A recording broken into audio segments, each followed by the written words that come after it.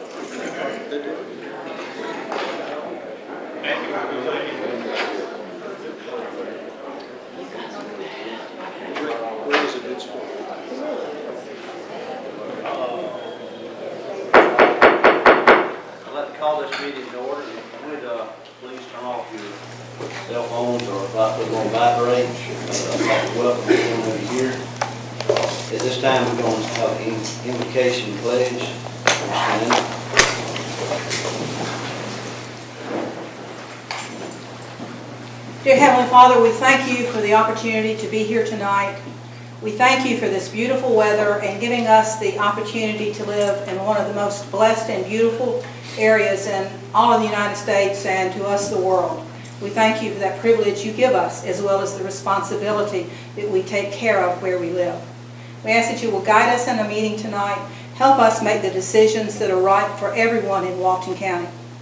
We want to ask you to bless and take care of those who serve us every day, those overseas and in our armed forces, those here at home with the police department, the sheriff's department, our EMS people, our fire people, those that risk their life every day to take care of us.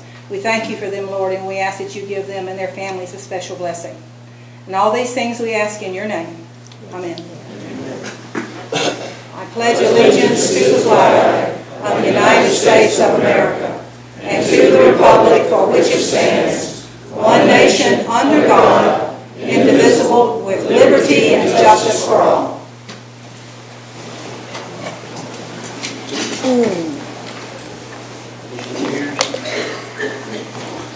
Mr. Chairman, we have, first thing would be some additions and deletions. We have two additions. First, Sheriff Atkinson would like to address the board, and I'd recommend we place that right after the presentations. Those were scheduled. And also, Attorney Clay Atkinson would like to address the board in reference to a BP settlement in the county and ask for an executive session. We have three deletions under Public Works. Item 1E, the Juniper Creek issue for D. We'll bring that back at a later date. Under Public Hearings, number 2, the beach ordinance. We have some more work to do on that. I'd like to bring it back at a later date. And under public comments, Linda Watson, Eagles Landing, Lot 6, that issue has already been resolved. Those are all the additions and deletions. Did I hear another motion to approve? Motion to approve the additions and deletions. Second. Have a motion second. All those in favor? Aye. Opposed? Motion carries. Next item is the approval of consent agenda. Trustees want to have an opportunity to review it. Any questions? I did, but that question's been answered to me. I had the question on 9, and that has been answered. So motion to approve. Second. Any other questions? Have a motion second. All those in favor? Aye. Aye. Opposed? Motion carries. Mr. Chairman, the next item is the presentations for engineering services on County Road 183. We have 3 firms, and in the past we've asked the other firms to please step outside in the hallway. You can hear it out there, but I think Genesis CEI Services is the first up. A 5-minute presentation. You go to 183 first. I'll pass out the score sheets for those. Good evening, Commissioners. My name is Jim Sullivan, Senior Vice President with Genesis Group and Manager of the Transportation Services. I am designated as the primary point of contact for the County Road 183 project, and we're grateful for the opportunity to make a presentation to the Commission on that project.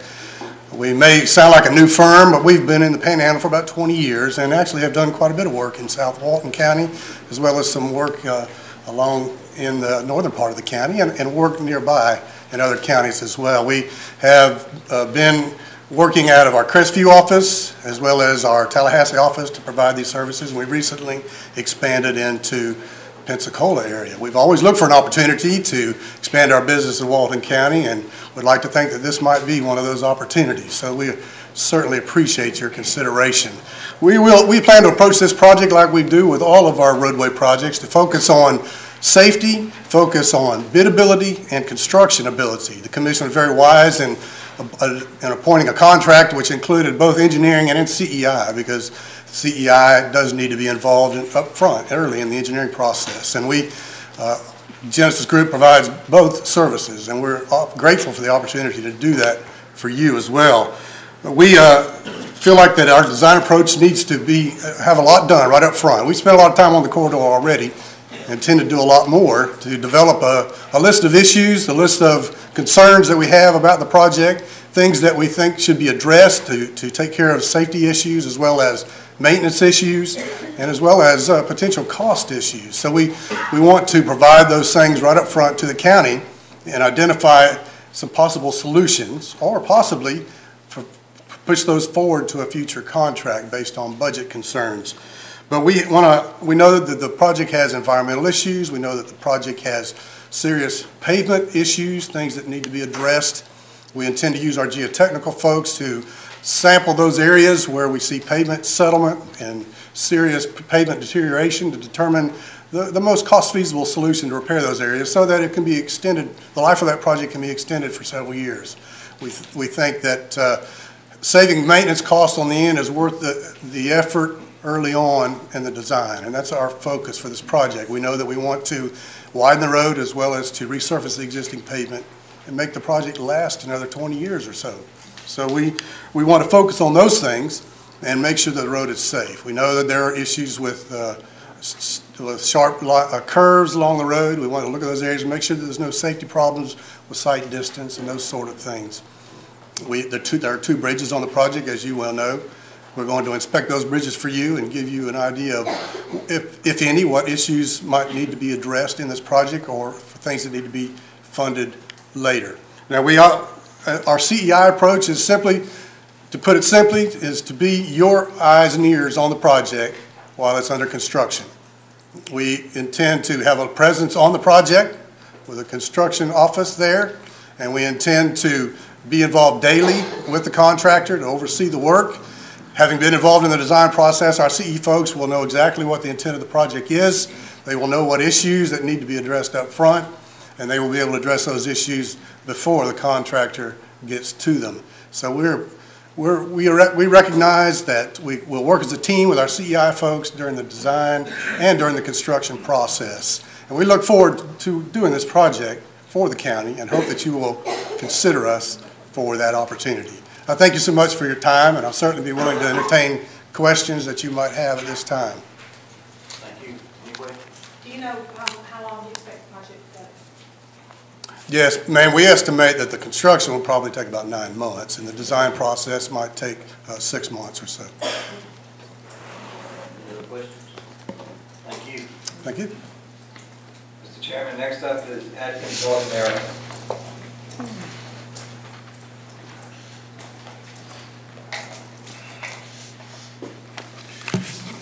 Mr. Chairman, Commissioners, I'm Jeff Helms. I'm Vice President of Atkins in Northwest Florida. I'm in charge of their engineering and their transportation design. We appreciate this opportunity today to present. You know, the last time I was in front of this board was about 3 years ago. And we were very fortunate and blessed, because you select us to do the design of the 4-laning of US 331 from the Owl's Head Point over to the Edgewood Circle. Now, we're very proud of the progress of that project, and trying the 4-lane to become a reality for the folks here in Walton County. 1.6 miles. The project, the things that we're most proud of is the change orders. We've had 2 change orders on that project. First change order was at the very beginning of the job, which just created contingency out of the original bid item. In other words, it didn't add any cost to the taxpayers in this room.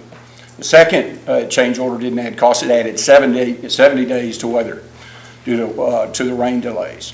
Now, we think that speaks to our quality control and the constructability reviews that we provide. Now, other work that we're doing within Walton County, we're doing the construction engineering inspection from the bridge up to State Road 20. We have an office. We have 5 folks in that office. 3 of them are residents here in Walton County. We intend to use that office for public involvement, for utility coordination, and for construction, engineering, and inspection. Now, let's talk about County Road 183. That's what we call resurfacing, restoration, and rehabilitation type project. In other words, it's got a lot of deficiencies that need to be brought up. The DOT is assisting with the SCOT funds, the Small County Outreach funds, program funds, $2.9 million. I would like to see more money on the project due to the number of deficiencies. That's okay. We've got a method and a plan to address it. Our approach is something that we've learned for many years. We've managed more resurfacing projects in Northwest Florida than any other firm. We've designed and built over 100 miles of resurfacing 3R type projects for counties and cities just like you. Our approach is simple. The first thing we do is we go to the Florida Highway Patrol office and the Sheriff's office. We get all the accident records. We go back to the office, we log every accident on the road. We do that for your staff. We then identify every deficiency. We log it on the road. Then for every deficiency, we develop 2 or 3 alternative solutions at different cost levels for each deficiency. Then we merge the accidents with the deficiencies, and we present it to your staff. If you have 7 accidents at one location, 0 accident at another location, maybe staff will want to spend a little more money on the 7 accident locations. So that's how we blend. That's our methodology. Now, pavement design is on 3R projects is the most expensive part. Charles Dunn is a 40-year transportation guy. He's designed thousands of roads. He's done pavement design, pavement evaluation for thousands of roads, and he's extremely familiar with Walton County. He lives over in Washington County. He will do that. Now, change orders. I mentioned it earlier. We have a full-time retired contractor. All he does is review plans for change orders. That's what I have him on board for. He looks at it and says, Jeff, I got a problem. You need to address this. We need to review this. Also, utility coordination. I have a full-time utility coordination, John McDonald, who's currently spending a lot of time in Walton County on 331. He will be doing that. So we feel like we're going to have major cost control on the project. And we do appreciate, we have a method called a menu in our process for your staff to select. And we feel like we've got a great process. We've got a lot of experience, and we just appreciate the opportunity today. Thank you. Any questions? Thank you. Appreciate it. Mr. Chairman, last up for this presentation is Garver LLC.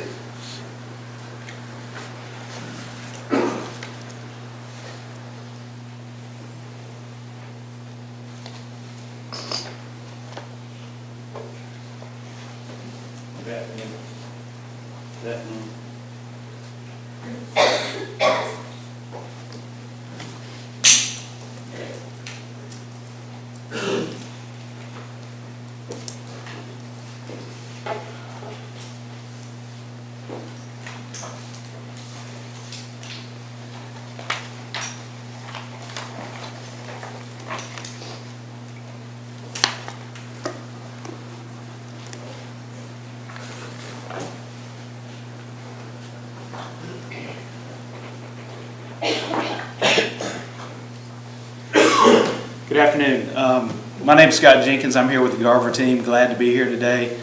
We appreciate the opportunity to come before you and talk about County Road 183, the widening and reconstruction project. I know we have 5 minutes, so I'll try to keep it brief. Today we have several people with the Garver team. Myself, Scott Jenkins again. I'll be the design project manager and the primary client contact for Walton County, should we be selected for this job. We also have Cliff Nauer. We've teamed with Preble Rish to do the CEI, Construction Engineering and Inspection on this project. Chad Thurner, the project surveyor, and Jerry McCarley from the Garver Huntsville office that will be in charge of making sure we have administrative support on this project. So in just 5 short minutes, I want to try to point out a few things to you guys. One is that the Garver team has experience working with Walton County in the past on projects very similar to County Road 183. Also that we have the expertise and availability to ensure that the county gets a successful project at the end and gets one that you want. We're familiar with county staff and we think we understand what you guys are looking for in the process. The Garver team experience with FDOT and local construction techniques and contractors we think will be a valuable asset during this project. And team members for this team are actually invested in Walton County community, and we've been here for many years, worked on many different projects, and have been involved in the community and the local governmental representatives and jurisdictional agencies, and we're very familiar with them. Just to review the org chart real quick for you guys. Again, Walton County obviously will be the client. I'll be the primary contact as far as design goes. The design will be done in Destin in the office there. Surveys will be done by Chad Thurner. He'll be responsible for those.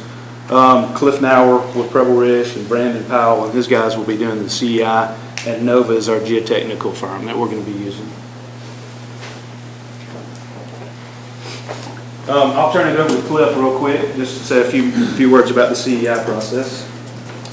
Good afternoon. As Scott mentioned, we have 14 DOT certified inspectors that we'll be using on the project if we're lucky enough to get it. And we've done a lot of projects very similar to this. We're very familiar with County Road 183, and we recently completed County Road 280, which is directly adjacent to this project. We expect the same type of conditions.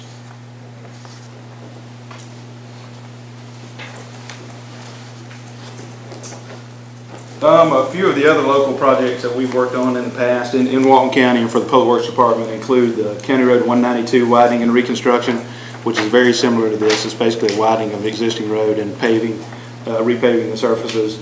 Cliff and his guys have been working on the 331 CE&I project. We've all been involved in several processes along the 30A corridor in that area, and then a few smaller projects like Mac Bayou Road and Bike Pass in this area. So to wrap it up, we feel like what the county should consider as for their winning team basically would be a full spectrum firm that can handle just about anything associated with roadway engineering and transportation, that also has successful experience with the players in the area and on projects in this area. We feel like that'll be important. We need to have a good expert team associated with construction engineering and inspection on rural roadways. That's very important, because there's a lot of driveways, trying to do traffic control, things like that, which is difficult.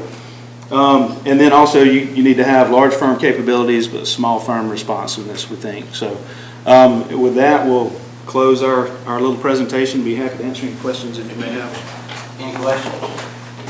Could you tell me how long you think this process will take? I would estimate that it would probably take somewhere in the neighborhood of about 6 months from start of survey to finish to get the county to a process where they can go to bid.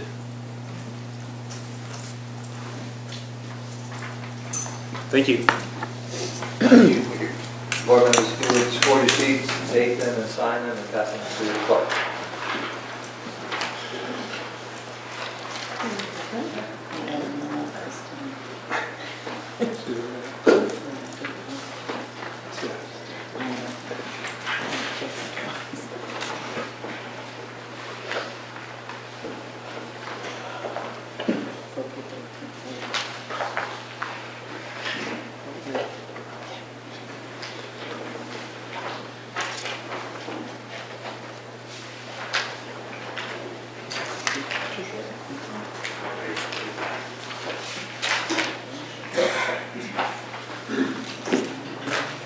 Chairman, if you'd like, we can move forward to the next presentation. Yes. Okay, next, Chairman. Before we move on, if it's all right, I'd like to talk a little bit about this process we just went through. With all this data that we were presented to us by staff, I'm not an engineer, and there's probably others on this board that they had some difficulty trying to decipher exactly what they were telling us and all this data they brought here. I would think should depend upon our staff to look at these proposals, and as such, if they have the opportunity to go through it, they know better about these companies because they may have to work with them in the past. And I think what we should think about doing is have them assess these bids or proposals as they come in and come forward to the board and ask, make a formal recommendation, and for us to take the recommendation as it comes and assign accordingly. There's no legal issue with that. You can choose to do that in the negotiating right.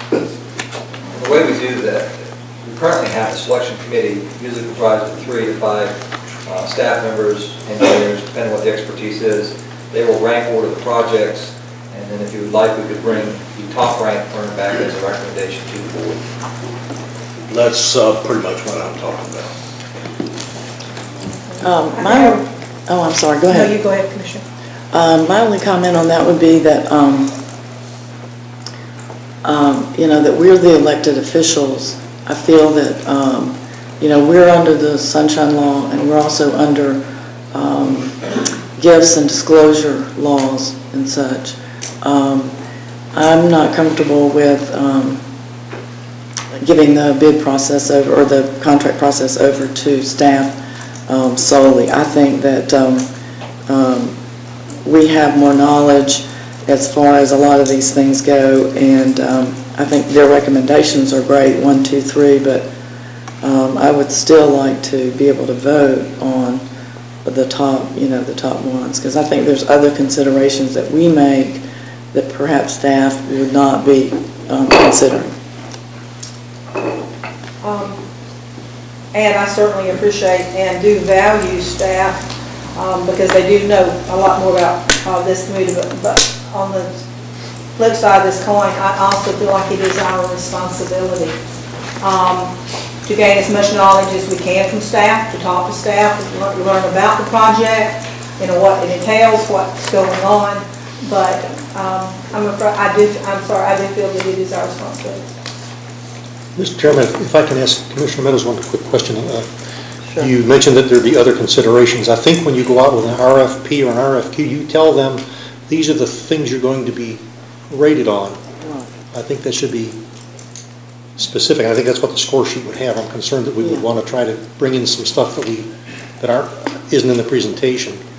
I agree with Commissioner Chapman also that some of the stuff is a little bit lengthy, but would it be practical to have staff submit to us the same type of information with their score sheets and then with their ranking, and then have us review it as part of our procedures here? And that way we've got how they filled out a score sheet and how I've ranked it, but we have the opportunity to go over and see whether we concur or don't concur with that. Well, my comments are that I don't think it's that much material, and it's pretty straightforward to me. I mean, of course, I have an engineering planning background, but I think that most of the firms that submit, we know the firms. It's the same 3 or 4 that submit every time. So I don't see. I just don't see a problem with reviewing these and ranking them ourselves. I don't see any issue with that. And I do understand that it can be a little daunting. When I first started, I didn't know anything, and it was rather daunting for me. Of course, you had been in on the financial side, so you have a little more knowledge. But I'm all in favor of maybe staff making recommendations, telling us more about the particular project, so we know what it does entail, resurfacing, whatever, stormwater issues and that sort of thing. And there again, I don't have any objection to perhaps their recommendations, but I think it should be our final decision. I do think we should make the final choice. It's our responsibility. Well, if we stay with that, then that's well and good, but there's no need then for staff to rank these things 1, 2, and 3 after their submission, and then expect us to go maybe with or without that recommendation. So if they're gonna give us the top three, but don't rank them 1, 2, and 3. And that's how I understand this was presented to us. This is staff's recommendation 1 through 3. And then we go and make these selections, and then just like the last time, how do you justify or explain away you had them ranked 1, 2, and 3, and number 3 got the thing over the number 1 ranked by staff? I'm just trying to avoid that. Well, I think some people make better presentations than others, and some people present themselves better than others, and some people bring additional materials and present. So I think it's, and you want to be dealing with people who present themselves well. Not that any of these don't, because most of our professionals, do present real well. But, you want to see, and you want them to know that the board is the person who hired them. So because we're the elected, I think that we should be the ones who hire them and rank them. And so I think, we'll just get more, it's just better to have more eyes on the project, I think. So that would be my opinion of it. Well, I'm like Commissioner Chapman, you rank them 1, 2, and 3, if you do that, it makes it. And if we change our mind, our first recommendation is C, but I think we just need to talk with admin or talk with other works about these issues, and let's look at how we can address it, make it, Well, why not just put the 3 top firms, and then don't put a 1, 2, 3. Just put the 3 top firms, and then let us view their presentations, and then that way you've got the top 3, like we do kind of everything else. I think that we're under the sunshine laws. The staff is not. There are other state statutes that we have to follow that they are not. So I think the process needs to be, I think we need to be in on the process, because too many times, if we take our hands off of it, we're liable. We're responsible for, and people do make some mistakes, but I think the responsibility stops here. So I think that to put it in the hands of staff totally, I think is, I think we're kind of giving away our responsibility there. Well, I'm not advocating we give our responsibility away. I just think that if these things came rated to us 1 through 3, and there could be, just like it was the last board meeting, where you have a number 3 get number 1. If we want to go with a submission of the top firms without a particular ranking, they're there, I can live with that. Yeah, I don't see a problem with that. I think I'd like that they're getting, and it's incumbent upon each one of us, I think, to meet with staff before these and find out as much about the particular project as we can on what all it entails. So whenever they do make a presentation, then we know what they're saying, and if it's goes along with the information that we've been provided. So I'm certainly going to make that a priority with me. Is from now on, I will make sure I know as much about the project as I can. Mr. Chairman, as I understand, board direction is to no longer rank them 1, 2, 3, but just Oh, you don't need that.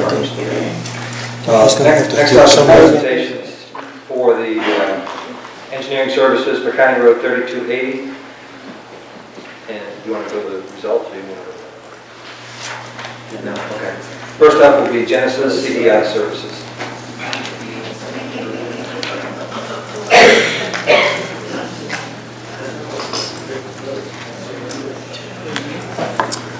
Good evening again, Commissioners.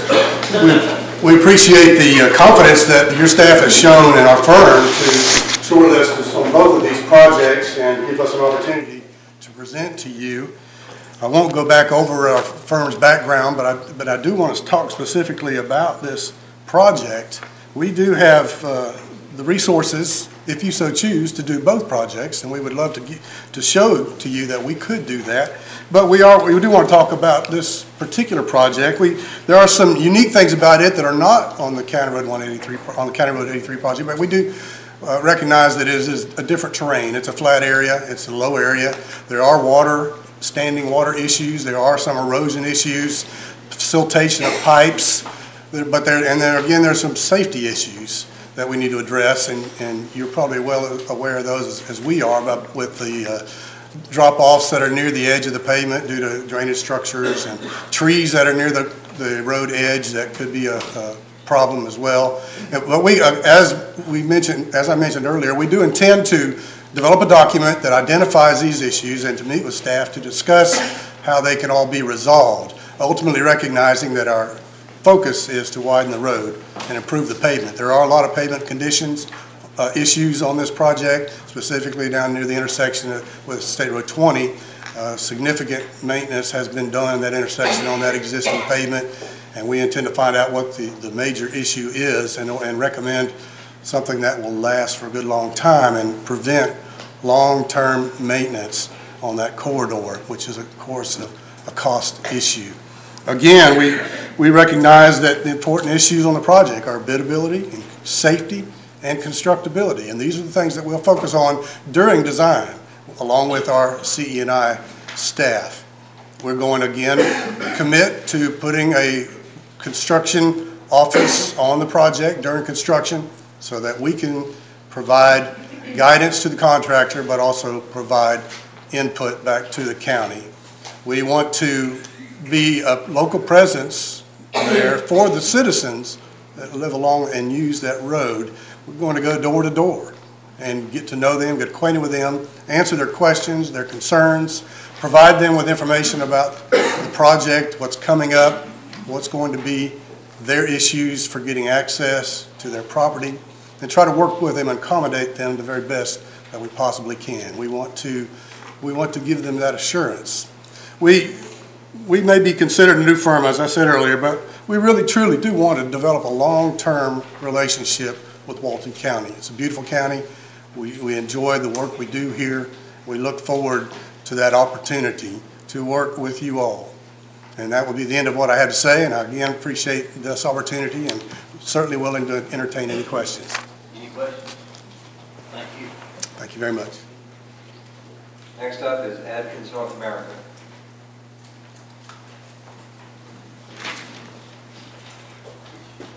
Thank you again, Mr. Chairman, Commissioners. County Road 3280 is 7.8 miles in length. It's a SCRAP project. It's interesting. This one is a SCRAP, which is a small county roadway assistance program, and it's $4 million. And it's less length. I would like to see the $4 million on the previous project and swap the budgets. This project is I would say, is primarily a pavement project, pavement design. The majority of the money will be in that, although we will keep our process. We will continue to look at the accidents.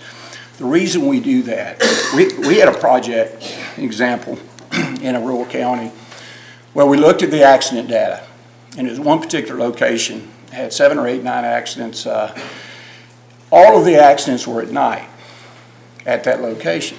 So we got with the county engineer. We went out there at 10 o'clock at night, and we drove it, and we just kind of observed traffic out there.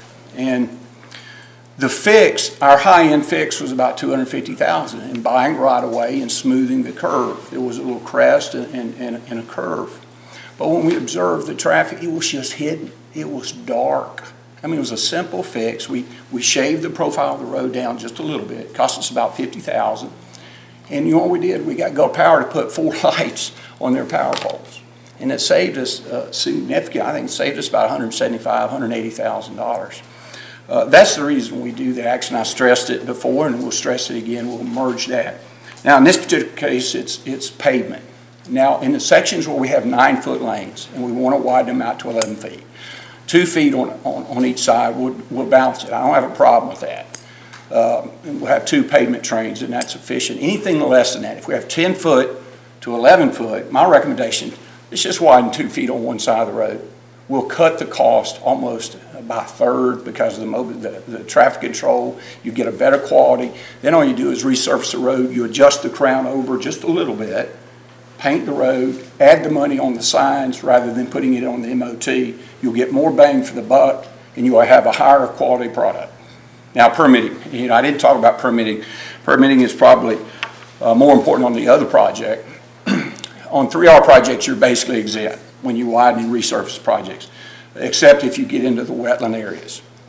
We're going to avoid the wetlands to the extent possible. We know we've got culverts, and we'll minimize the impacts to the extent possible, but we feel real good. We feel like permitting is very straightforward on both projects, quite frankly.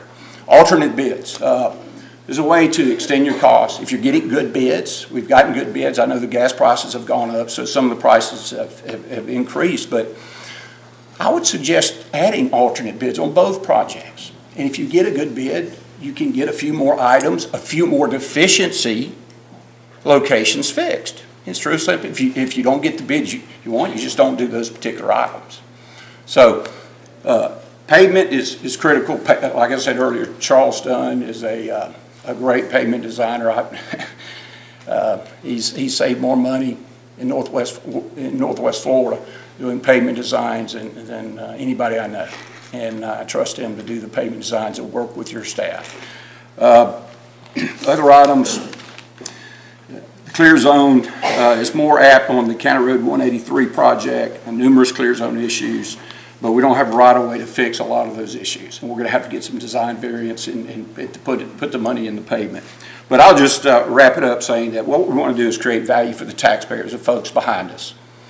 We can do that. We're proving we can do that with our constructability reviews and our quality control. We look forward to really working with you on both projects if possible. Thank you very much. Final presenter for County Road 3280 will be Preble Rish Incorporated.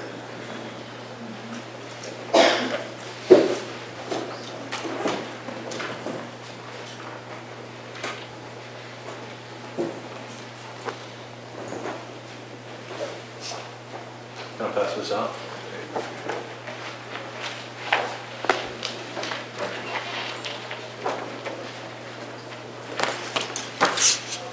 Good afternoon, Commissioners.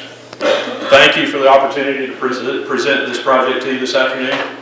I hope one day that I can tell you that we're Preble Rish North America, but unfortunately we're just Preble Rish Walton County.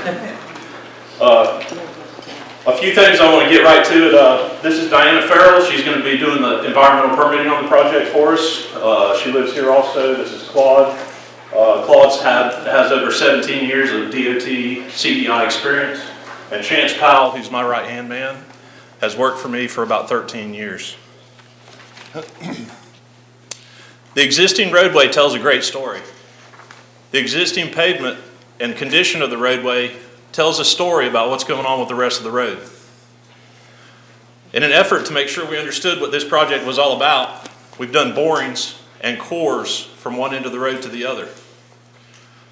You've heard people talk about pavement designers. Pavement designers aren't going to help you. You don't have any base. The existing roadway has no base. You got 8 inches of shell stabilized base for 5 miles of the roadway. 5 miles of the roadway has shell stabilized base.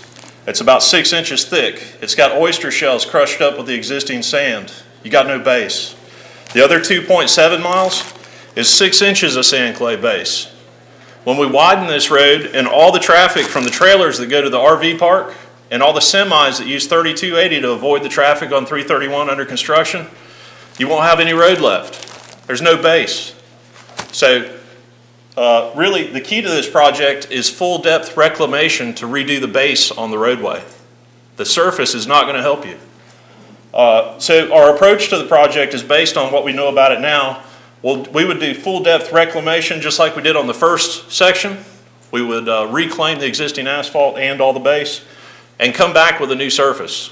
Until you fix the base, you're not going to be able to handle the traffic loading that's going to be on this road.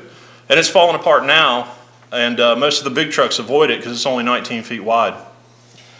10-inch lime rock base. That's the same thing we proposed on the first section of the project. We put an alternate in there for asphalt base, and the asphalt base ended up being cheaper. We would propose on this project to also have an alternate for the asphalt base. The borrow material that's going to be required on the project to bring your shoulders out is going to be significant. We guess in the order of about 35,000 cubic yards. And what we suggest that the county do is instead of worrying about the asphalt, let's worry about the base and get the base fixed with all these DOT dollars because we don't get them very often. The borrow material that's going to be required for the widening of the roadway, we would set up as an alternate so that the county may be able to provide that borrow material so we can get from point A to point B with a road that's going to last the citizens of Walton County 20 plus years. Another issue is our experience in the area. We did the County Road 3280 intersection with 331 about 5 years ago. We did the first phase of this project from County Road, from 331 all the way to Black Creek Lodge Road.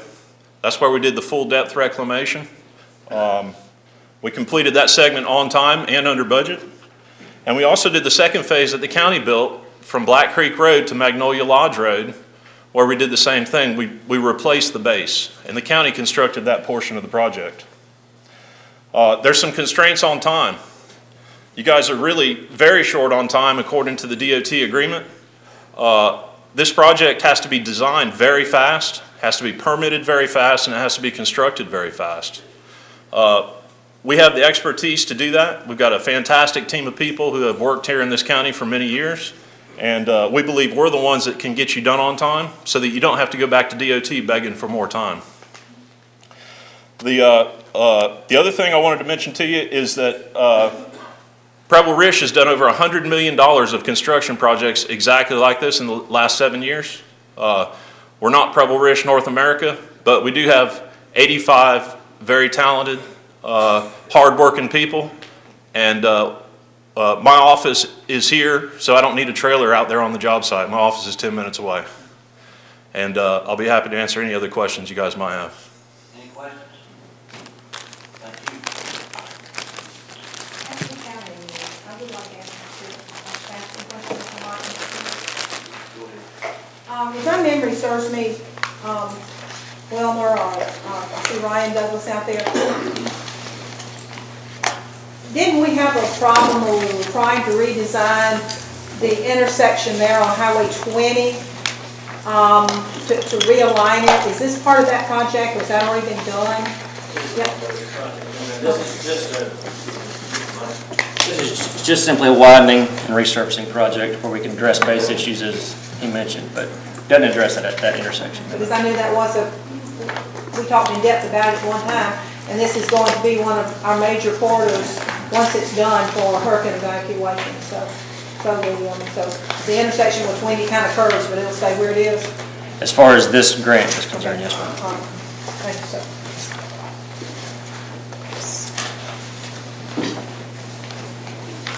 So, Mr. Chairman, the results from the first presentation was number 1 was Genesis, number 2 Garver, number 3 Atkins.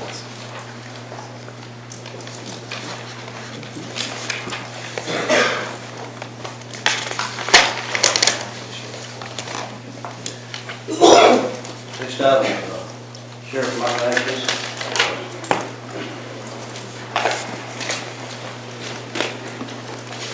Good afternoon, Commissioners, Mr. Clerk. Thank you for taking a moment to indulge me today. I was going to start off by telling you that this is strictly business. However, in the spirit of full disclosure, I will tell you this is personal. This is a story that for me starts a little more than 20 some odd years ago with a young lady here in Walton County who was the victim of a very heinous crime. A young lady named Autumn. And there's probably not anybody else other in this room, maybe one other person that remembers and knows what I'm talking about, remembers that little girl. That incident had a profound impact on me. It was one of the driving forces for the career that I chose. I've enjoyed my career. I love that we can make a difference. I believe in what the Walton County Sheriff's Office, what the men and women who take on the responsibility of law enforcement do. Through my career in Tallahassee, one of the things that I think was the hallmark of Mike Atkinson, one of the things that I believe I was known for, was my integrity and my drive. I realized upon coming to Walton County that regardless of my background or regardless of my efforts, that there would be times that people would judge me based on what they believe to be perceived associations or relationships. At that point, I made a very, very conscious decision that I would not allow the office that I held to be steered or influenced by political considerations in any way, shape, or form. I have believed, I continue to believe, that the most singularly important thing that people in law enforcement do is the protection of those who are unable to care for themselves. I think it's no great secret that I took umbrage personally on behalf of our agency to a comment that was recently made in the Sun. That's probably one of my flaws, quite frankly, Commissioner, is that I'm very passionate about what I do. I believe very diligently in what I do. But more importantly, I believe in the men and women that work with me, and I support what they do wholeheartedly.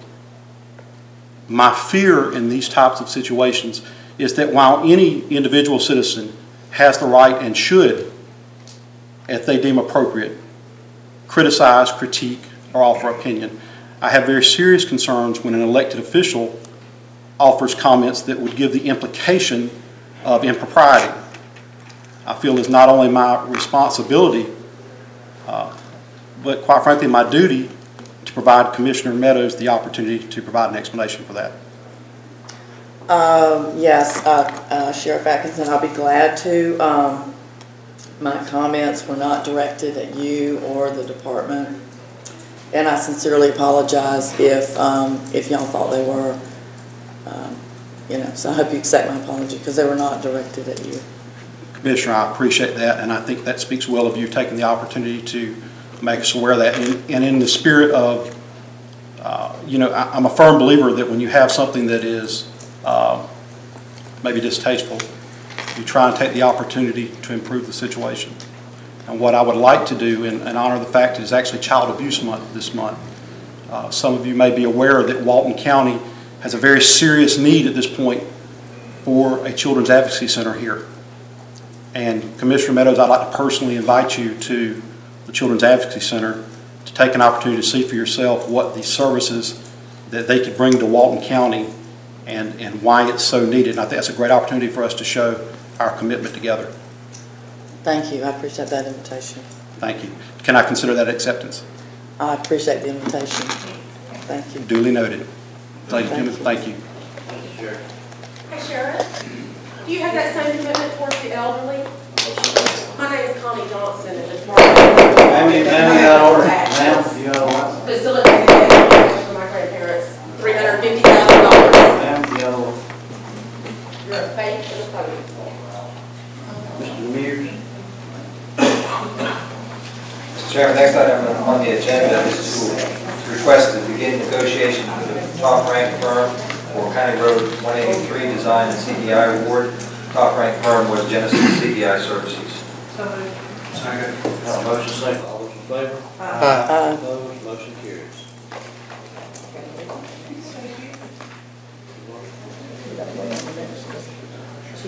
Move on to the next item. Still counting. So the clerk can consider, keep counting.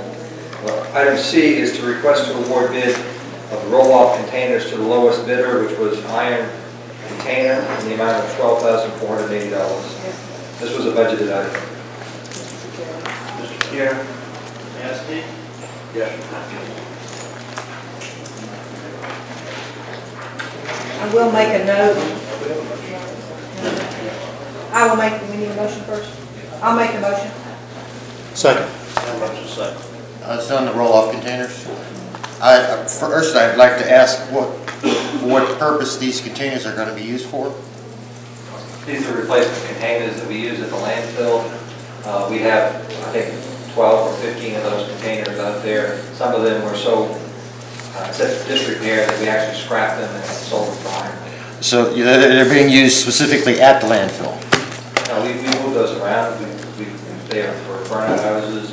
They are for fairgrounds, we have them throughout the county. There's one right in front of my office, for example, he's in bad need of being replaced, I will, you know. So they're used throughout the county. Also at the TDC, we have them down there for picking things up off the beach.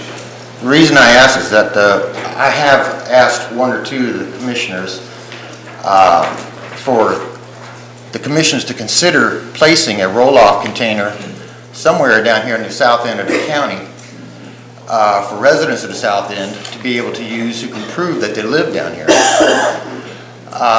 rather than having to haul stuff all the way up to north of Defuniak Springs. The page I just gave you passed around is the 3 shots that I took just on a Saturday afternoon just last week. They're on 393 and Chad Hawley Road and 7th Street. That's the kind of stuff that we're finding out alongside our roads here in the South Walton. This is items that trash man will not take. It's not hazardous material, but yet, in order to get rid of it, people have got to drive all the way north of Defuniak to get it. Now, when you implemented the 1-cent sales tax many, many, many years ago, specifically for the maintenance of the landfill, that 1-cent sales tax, most of that revenue is generated down here in the south end. So I think it would be a good what's the word I want? It would be good for you commissioners to at least give us the ability to take our trash to another location, to like one of your road departments, in which the roll-off container is kept in a fenced-in area after hours, so nobody can be dumping stuff in there.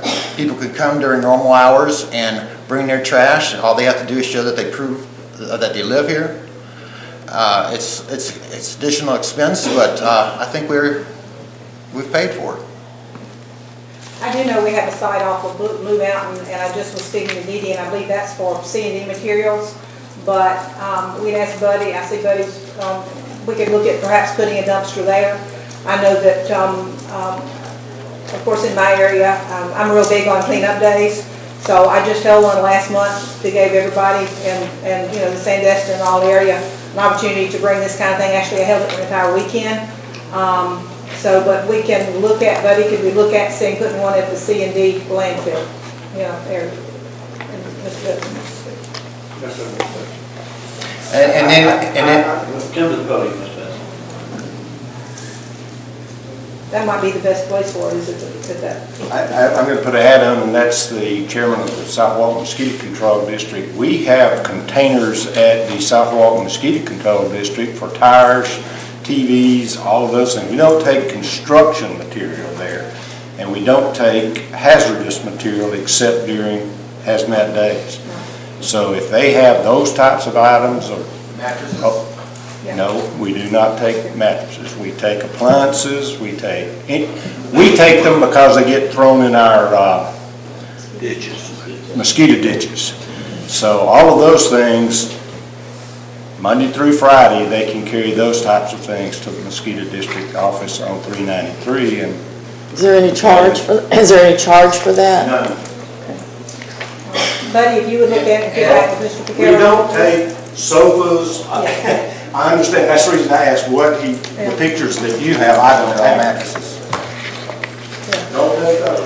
And I'm well aware of what the mosquito control does do for us here, and that's great, but that doesn't cover all the stuff, and we're still paying for it because we pay through our separate taxing district for the South Walton Mosquito District. If you'll give your telephone number to Mr. Wright, he will get in touch with you and let me know about it. Buddy Wright, raise your hand, buddy. Kevin Chilcutt, for the record. I didn't see the pictures, but have you checked with your garbage collection contract? And because he said there are items they don't pick up, have you verified that is a correct statement? And you might want to have your staff do it. Yeah, we'll get staff to look at that. We have a motion and a second. Any Any other questions? All those in favor? Aye. Opposed? Motion carries. Chairman, the next item is a request to renew the work squad contract between Walton County and the Florida Department of Corrections. This is a work squad that's utilized at the landfill. Any questions? Motion to approve. Second. Have a motion and a second. All those in favor? Opposed? Motion carries. Mr. Chairman, the next item is F. Request to approve an extension to the continuing services agreement for Atkins, CDG Engineering, and Preble Rish. These are continuing services agreement for engineers that we can just job order out to. There is an RFQ out for that service, and we don't expect to have that completed probably till the end of May, so we'd like to extend this to June 30th, so we'll cover that in period. Any questions? Motion to approve. Second. Have a motion and a second. All those in favor? Opposed? Motion carries. I'm sorry, Tina. I didn't know if Tina can hear me or not. Mr. Chairman, the last item under the next item under Public Works is to allow Public Works to construct approximately 1,375 square foot addition to the existing parking lot at Bay Elementary. They'll be doing some work there to improve some drop-off and pickup lanes for the parents bringing students in. And they could, as part of that project, it's going to take up part of that parking lot. And the school board has already approved this to allow us, while we're there, to pave that little triangle piece that would give them back those parking spaces that they're losing. Any questions? Will this require a separate interlocal? Yes, we're looking at approving. Motion to approve. Second. Have a motion and a second. All those in favor? Opposed? Motion carries.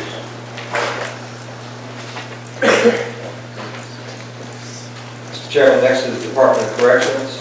It's a request to advertise for proposals for pharmacy services. It's in your packet. If you have any questions, I believe Mr. Sunday is here. Any questions? Motion to approve. Second. Have a motion and a second. All those in favor? Opposed? Motion carries. I believe the clerk is now ready with the next ranking of 3280. Mr. Chairman, the #1 rank was Preble Rish, followed by Genesis, and then Atkins. Thank you, Mr. Clerk. And the next item will be back to item 1B. We request that the board allow staff to begin negotiations with the top-ranked firm for 3280 design and CEI, which would be Preble Rish. So moved. Second. Have a motion and a second. All those in favor? Opposed? Motion carries. Mr. Chairman, next item, Ms. Nan McGinnis would like to discuss the results of the Forest Development Council selection process.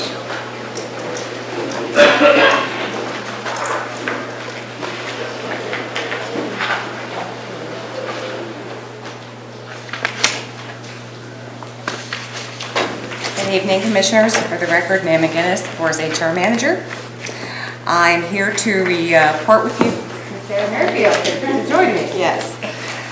This is one of the members of our review committee, Citizens Review Committee, that assisted the board in selecting the top 10 candidates for interview for the TDC Executive Director position.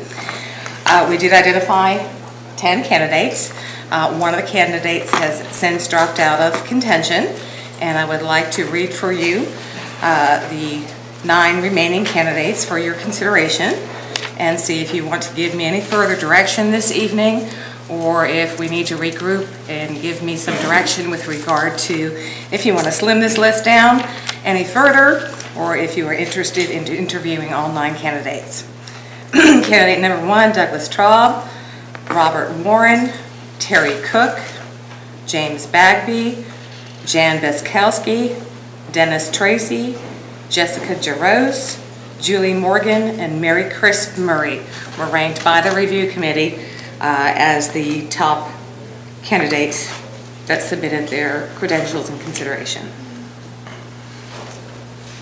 So, questions for you. are, do you want to go ahead and interview all 9 of these folks, or did you want to slim down this list any further? Several questions that we have with regard to location for interviews, how long you want to interview, what your schedules might be, where you'd want to interview, what kind of perquisites might be included in enticing somebody to come down and interview for this position, if you've thought about a top end of the salary range, because often when you're setting interviews for these types of candidates, they want to know how far they can negotiate, and that's really in the best interest of the board, because if somebody needs $200,000, I don't think that we're going to go that far, and they might self-select out of your process.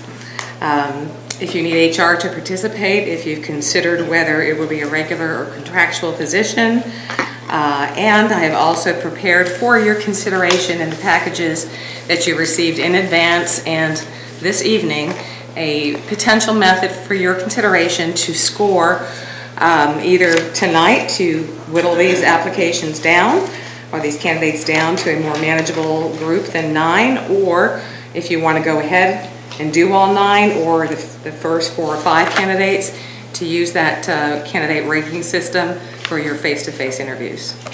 So just need direction from you. I guess I'll start off. I know it will be lengthy, but this committee selected these 9 people. This is an extremely important position for Walton County, and I will take the time to listen to all 9 of them. That's just how I feel. Certainly we can have them to come into admin and do as many there. You know, we have the admin, 2 conference rooms in admin. We have 1 in legal, and of course my office is just like right across the alley.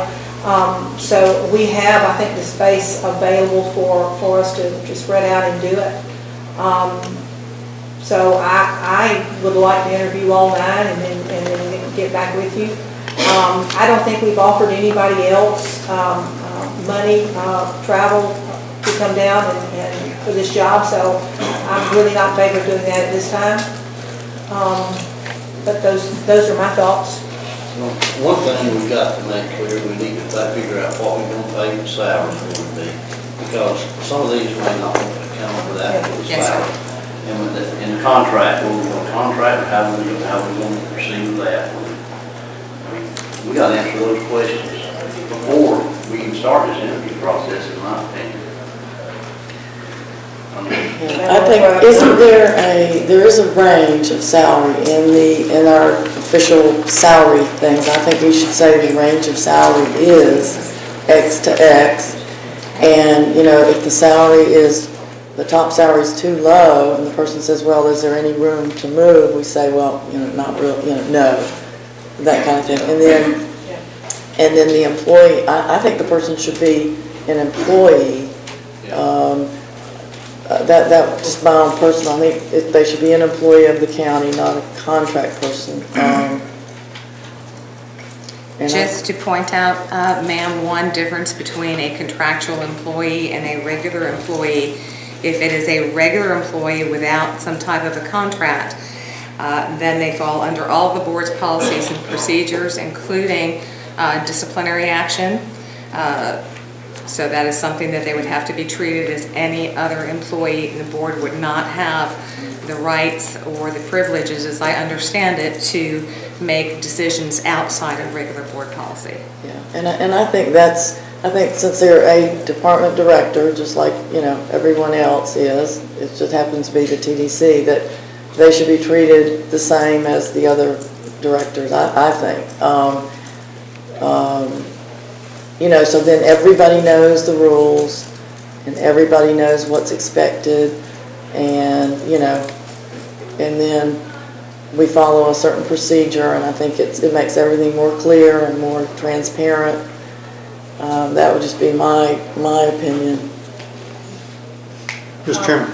I'm sorry, go ahead, sir. First, I'd like to thank the committee very much for the very hard work they did in putting this together. I thank you. I know there was a lot of time, a lot of effort went into it.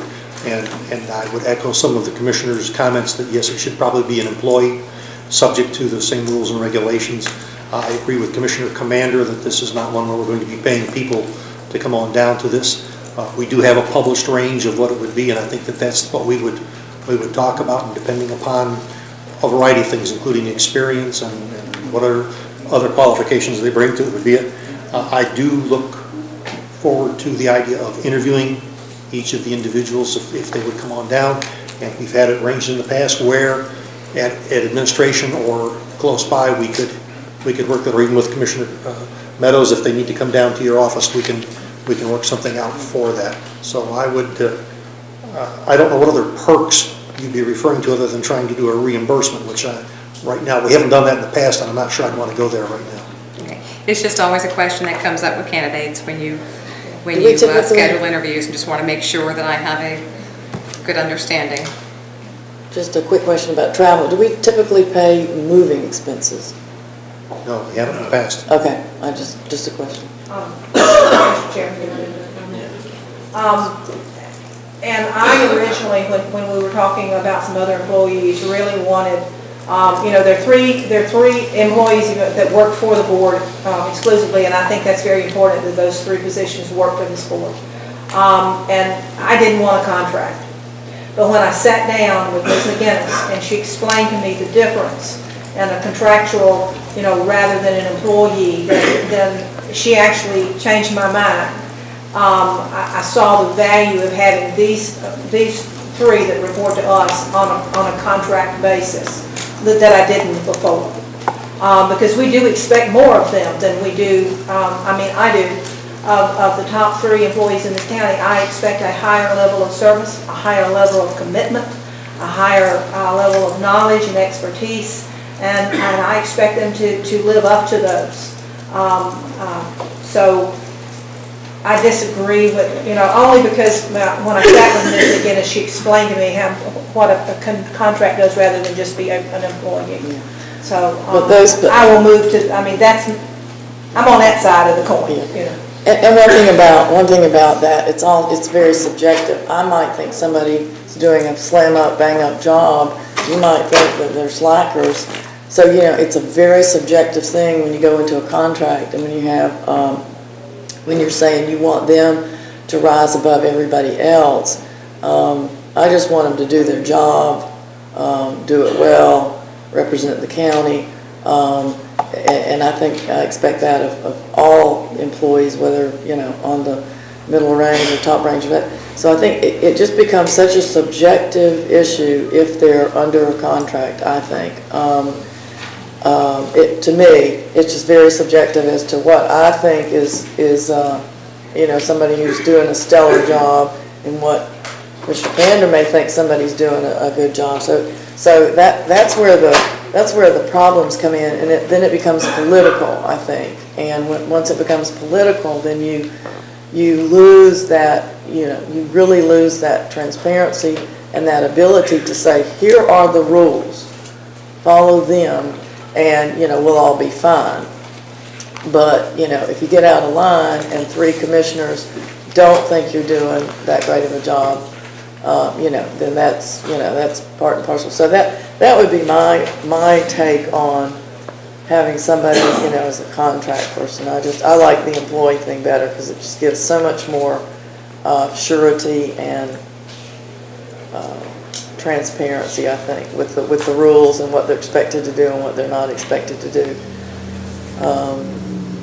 Anyway, that would be mine.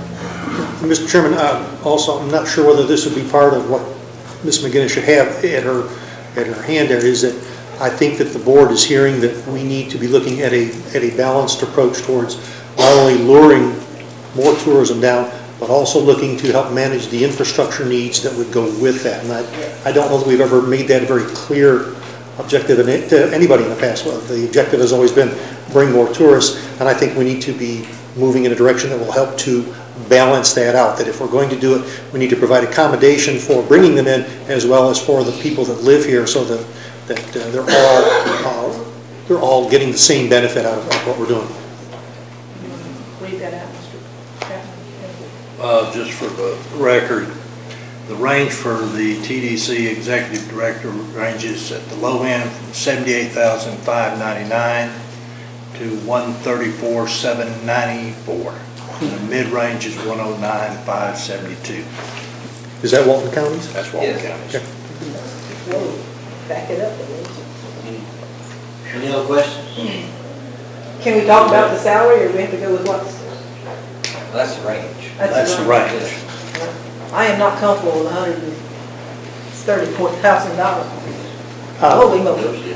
Well, I guess two things. I need to make sure that Ms. McGinnis is comfortable with understanding what the board's trying to do. I think we should address Commissioner Commander's concerns. Should we go contract or employee? Well, that's kind of hard question. My career has always been in law enforcement. You work for the sheriff. You either satisfy and do your job for the sheriff, or you go to the house. Simple as that. It's not that easy here. It's not a lot, it's a little bit more difficult here. But if we go with as an employee over a contract, then all due process, correct me if I'm wrong, counsel, affordable to the rookie employee applies to the senior person that's an employee. So all those due process hearings, notices, et cetera, take place.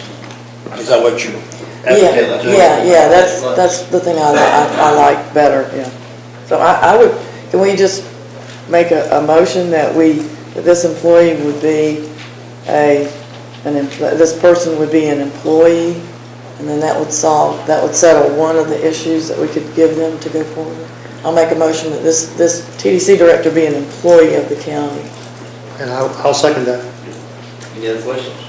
Have a motion second. All those in favor? Aye. Opposed? No. Motion passes. 3-2. So, Mr. Chairman, I guess, Ms. McGinnis, do you have enough information to proceed to pull this off? We don't, She's trying to get the vote. Hang on a second. She's trying to get the vote. Who voted? No, yes. Chapman, no. Commander, no. But let me make a clarification here. They're an employee of the county, but they are still one of the three that works for the board. Yes, but the board loses its discretion when it comes to maintaining your employment relationship. It has to go through everything that any other regular staff employee would have to go through. And, we have the option, we do have the option of, don't we have the option of putting this particular person under the county administrator? I mean, we have that option. So we could do that if we chose, okay. The second thing that I wanted your clarification on, and I heard a little a debate up there, is when we do set interviews, very highly qualified candidates will ask about the salary range. Now, not always is an organization willing or able to pay at the top of the range, and it is fair to both the county and to those candidates if we're able to give the candidate this is our hiring range rather than a salary range. We will potentially negotiate to X amount commensurate with your experience and your abilities. If you don't want to do that, that's fine with me. I just want to make sure that I understand your direction and that I can answer with certainty the questions that will come from these candidates as we offer them interviews. I think it's with anything. Someone comes in at a certain salary, and then as they prove themselves and show us what we can do, well, then they get, as all employees, you get bonuses, advances, or whatever. But I don't like giving away the farm to begin with, till we know, because with any of these candidates, we won't know most of them. I think so. To give them the top range without even knowing what they can do, I think it's just not prudent. I'm comfortable with the middle range being the high range to begin with, but I think 134,000 is just kind of an excessive, to me, an excessive amount. Can I ask a question, Jim? Can I? Yes, go ahead. Okay. What is the current TDC's salary compensation package? 130. 130? Okay. So we're paying our current 130. And I've looked at some of these. And you've got some people in there who've got some top experience. I think that we ought to say the range is, and the top could be what it is now, 135. Doesn't mean we have to offer anybody that, doesn't mean anything, but we are saying to them that there is a large range here, and it will depend on your experience and a lot of other things, and possibly settle in the middle somewhere. But I think that gives us a lot of room to move. And if we're paying the current 130, you know, I still think we should leave it at 134, because I think, you know, I'm not saying that we pay that much. I think 130 is a little over the top. But I think, though, if we have a range, if you make it too low, then, you know, you're going to lose 4 or 5 people who are just going to say, well, I'm not really interested. People may come here and look at the area and say, you know, I'll take a little less because this is such a great area and this is a plum job. So I think we leave it open and then we decide based on the candidates. May I address the board? Just something that I think that you might want to take into consideration. This is not specifically addressing Commissioner Meadows' comments, but we have to be very careful when you're deciding the salary for this particular person, since there was some discussion about can we put this position under the county administrator for its regular employment. You want to make sure that you don't create a salary compression where you've got a TDC director that might or might not report to a county administrator that might or might not make more or less money. It doesn't only affect those 2 people, but it affects their ability to recruit top talent for at the director level, manager level in the county. So it really needs to go a little bit deeper into the ramifications of the salary that you come up with to make sure that it doesn't create any kind of a bubble effect or any kind of compression effect going forward. What's the range for the county administrator? Oh, off the top of my head? Thank you, sir. It is 84,312 to 144,058. Okay. Well, that's not even a consideration at this point, but, you know. What did we pay Greg Casella? 160. 160? 16. 16. Greg Casella was 132.50. With his package. Bob Hatlett was 114. Right. But Casella was 132 with his package. Yeah. So, you know, go ahead. I'm sorry. Go ahead. Ms. Mann, when we advertised this out, was this advertised as the TDC director was a direct report to the BCC? I believe the job description at that time, yes, sir. That was. Ms. Meadows, you brought up the discussion around maybe going down to the administrator. And I don't know if that's something that's going to be kicked around at some future date, but we just need to make sure that these people that are applying ain't under the impression it may be it's under the board and then some future date it may be changed. I agree. And I think we, you know, a lot of people are flexible and, you know, We got to get to salary, you know. What do you 2 guys, y'all haven't commented on salary yet? 45.50 is no, I mean, I kind of agree. I don't think we need to go in at the top right at the start. We need to see if they're going to do what we expect them to do. And the thing I'm expecting them to do is become a manager. I mean, I think we've got them here. Now what are we going to do with them? Yeah, we need. There's a whole lot of things other than bringing them here. We've got infrastructure needs, et cetera, that need to be addressed. And I'm looking for somebody who's willing to do that.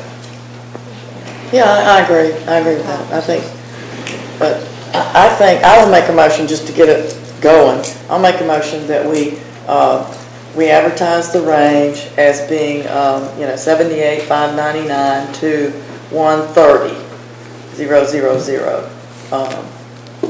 That's a range, and you know, you could. That doesn't mean you have to give anybody that, but you could settle somewhere in the middle, which is typically kind of what happens. I think. I don't know, but I mean, depends on the person. You might get somebody that you really like, and they say, "Well, I couldn't possibly do it for less than X."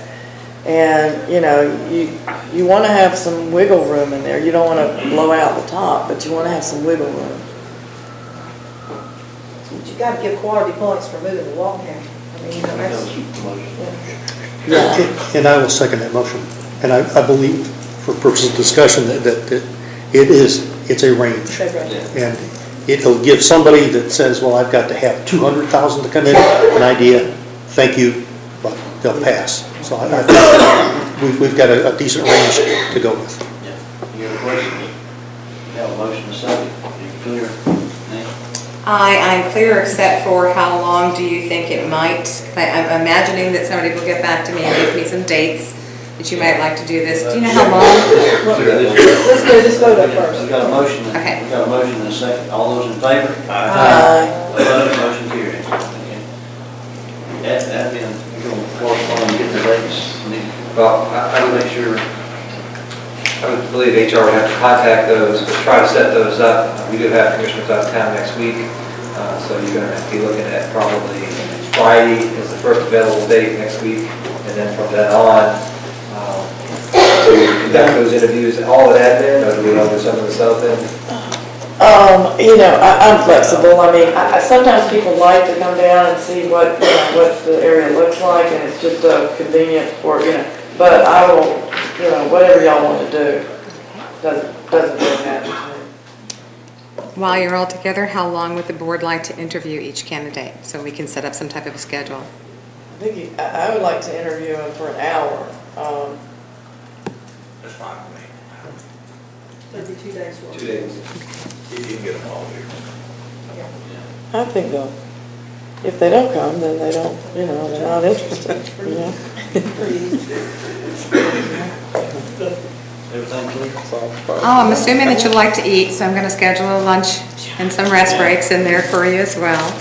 And do you require, or would you like HR to assist you in any way with the actual interview process? I believe I'm clear, Mr. Chairman. Okay, thank you. Thank you, sir. Thank you all. Thank you. Thank you. Mr. Chairman, the next item is Mr. Dan Owens with Library Services. I'm Dan Owens, the Library Assistant Manager for the Walton County Public Library. And I'm here to ask for your proclamation to recognize the work that our library workers, employees are doing in the county. And this is in conjunction with the National Library Association and the National Library Group. Any questions? No, but I'd like to make a comment. I've worked with Mr. Owens for a number of years, and he has always done a remarkable job with minimal resources to keep our public libraries open and going and growing. And Dan, I want to thank you for that. So I make a motion to approve.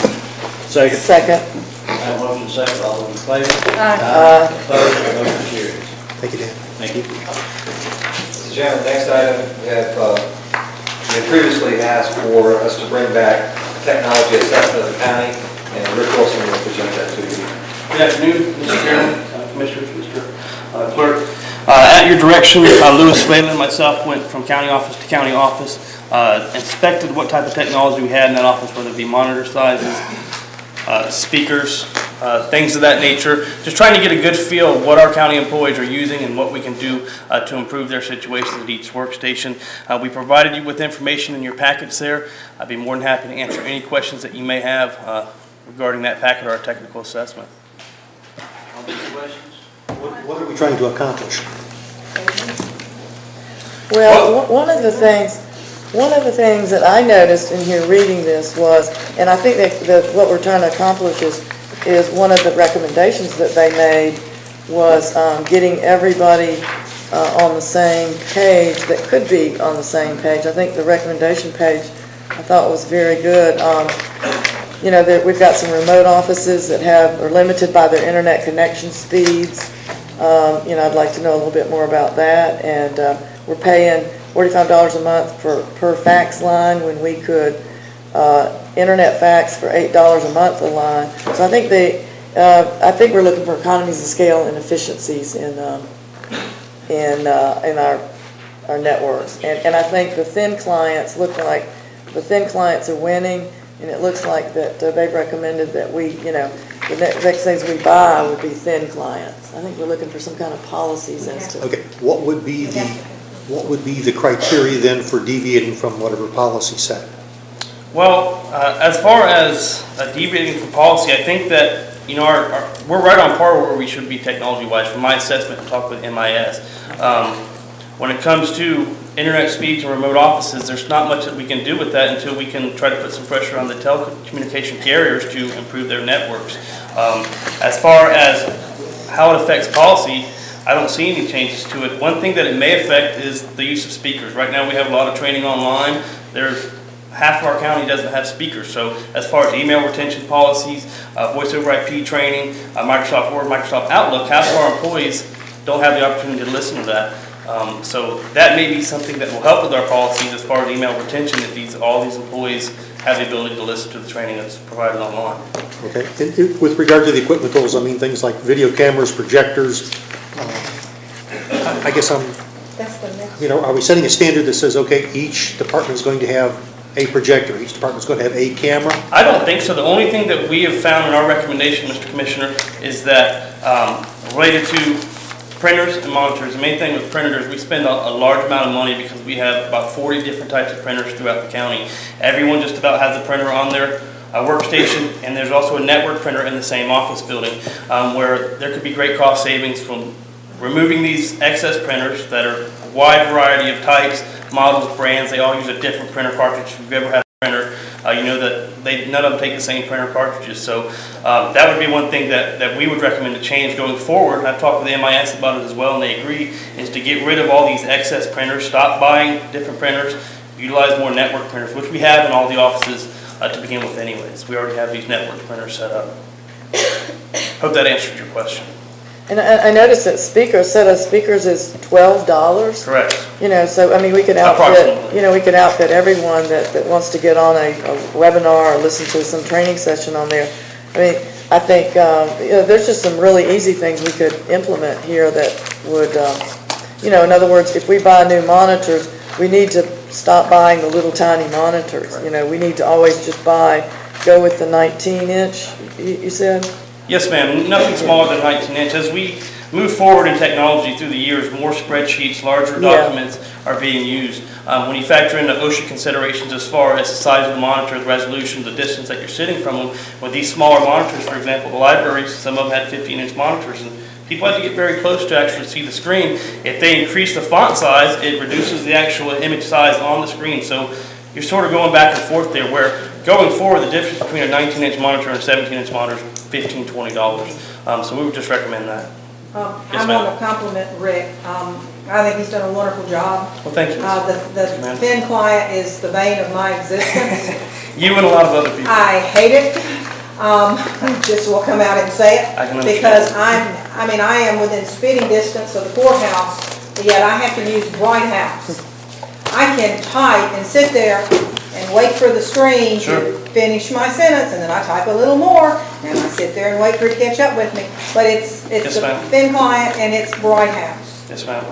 And as he's well aware, because of thin client, I was taking a course online, ethics and all, and I couldn't hear. We had to get about 3 different computers in there for me because one had cut off and the other was keep on going. So there are some problems with the VIN client, but I understand that we have to go in that direction. It is so much easier for as far as following the email retention policy, yes, ma'am, and records management. But, it can be a problem, but he has really worked hard, and I appreciate his efforts. Yes, ma'am, and I'm working real briefly. I'm trying to work with some of these telecom companies to push them to increase their amount of money that they spend on their own networks here. For example, CenturyLink is going to be almost $500,000 to improve their network down in the Red Bay area, but that's something hopefully that we can try to urge these companies to do, because that will help these offices, these outlying offices such as Mr. Chapman's.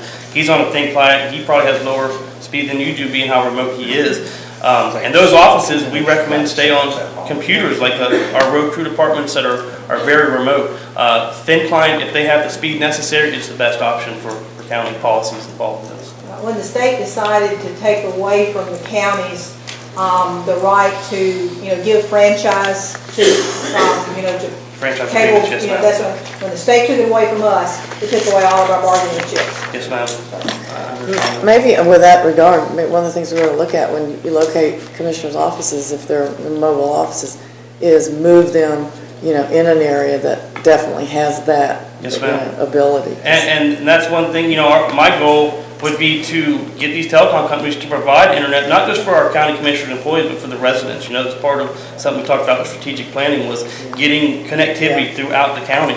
And this 2013, I would like to think that there'd be internet connection countywide in Walton County. We're in Florida, we're by the coast, we have a lot of tours of the regrets. So how do we go about doing that? Do we have any control over the providers? None? State does. We have franchise agreements. Mark is Yes, shaking it his is. head, no. They're regulated by the Public Service Yeah. Commission. Do we not have franchise agreements that the counties approve with them? No, we used to, but not anymore. They don't? They're null and void according to our telecom providers that we're talking to.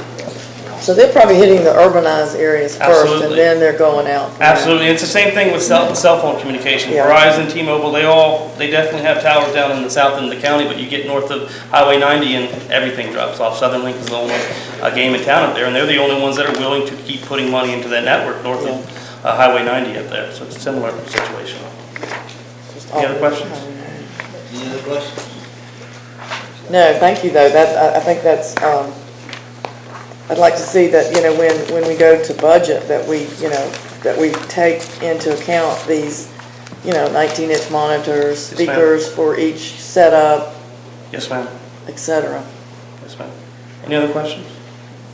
Rick, would you like to address the next item too, as far as the sound system? Yes, sir. Thank you, Mr. Demers. We would like to recommend to our purchasing department to approve the bid for the upgrade of the audio system in the south end as well as the north end, as well as installing camera systems in both ends for future use, possibly for web streaming of videos or county meetings. And that's our recommendation, to go with All Pro Sound. They were both close bids, but All Pro Sound did the work before. We're pretty comfortable with them, and the difference in the price on the video side was not enough on our opinion to negate All Pro Sound quality they've done before. Mr. Chairman, if I may. One of the things that they looked at was upgrading this system. It's pretty old. These buttons that we all push, they don't really do anything because the system doesn't recognize them. But also, part of this upgrade would allow for media to plug in like a socket on the wall. And they wouldn't have to be spreading out microphones throughout. They could plug into our system and get the sound from that. That would be nice. That would be included in both north and south. And and lastly, it would be the same system that we have in the north end, where I can control it from my laptop. We can change feedback options, the equalizer, all right there on the fly. Where with this system, we're very limited, as we all know, as to what we can do and the changes that we can make. I'm sorry, is Dan Owen still in the building? Because he pointed out to me something last night, speaking of the little cabinet over there. Yes, ma'am. Is that we have the same problem in the library. We have this system, but it doesn't work. Absolutely. So, for example, there's a feedback controller in this closet here that it doesn't work. Both the vendors looked at it, they said they don't know why it's in there, but it's not working properly, obviously, because we have a lot of feedback here. There's two items we would need from the board if you decide to do that. One would be, we haven't budgeted for this item, so we would need to bring the money out of, I would recommend out of the board's contingency fund, $20,000. And then if you wanted to approve that and approve the purchase of this equipment, it would upgrade both the north and the south border. I'll make that motion. Nope, sorry. We need a motion a second when we discuss it. Second. Okay, no motion second. Now we discuss All it. right. Question. All right. Rick, Yes, sir. this part of it here that you submitted is just to do the audio side of the upgrades. Well, there's two parts. We combine the two. We can just do the audio upgrade, or we can do the audio and the video at the same time. Go ahead, sir. I guess what I'm leading to, and that's for board discussion, looking right over there to my left right now, we know where there'll be a presentation here shortly. Yes, sir. And I think I mentioned it previously, that especially up in the north end, you cannot see because everything's on the side. Yes, sir. And the question, I guess, for you as a technical guy is, would it be best at this time to maybe incorporate those monitor cameras that can be plugged in for these My personal feeling, yes, sir. I would think my personal feeling would be to get all the visual done at the same time, because that would make sense. We could get the document cameras if we so feel that's the way we would like to go. There's some other options as well. This was strictly just to put the pan, tilt, and zoom cameras in here for possible streaming of video. We did not approach any other visual upgrades. Well, I was thinking while we were around there drilling holes or pulling wires and all that, it might be best to save a little bit of money. Well, you pull those wires for those particular monitors that we'd be looking at and the public looking at. I know they got those sitting over here on this side can't see this thing. Sure. And that one, you know, my personal opinion, that would be a much greater cost, talking about putting in a lot of flat screen TVs. Obviously, we would want to do it the right way, plan for the future, not just to plan for today's technical standards. But that is an option, yes, sir. Well, can we possibly approve this today and then you bring us back maybe at the next meeting what it would cost to do the cameras? That's fine. We can, but not the camera. No, the TV screen, yeah. Sure. We're gonna have to get really big ones for people like me who can't see very well. Sure. Any other questions? Have a motion to second. All those in favor? Aye. Opposed? Motion carried. Next, we got approved.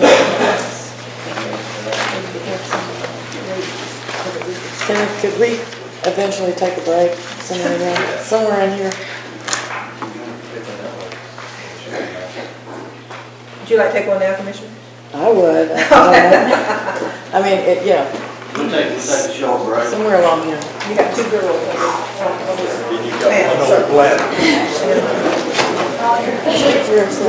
That's right. Come over to the end.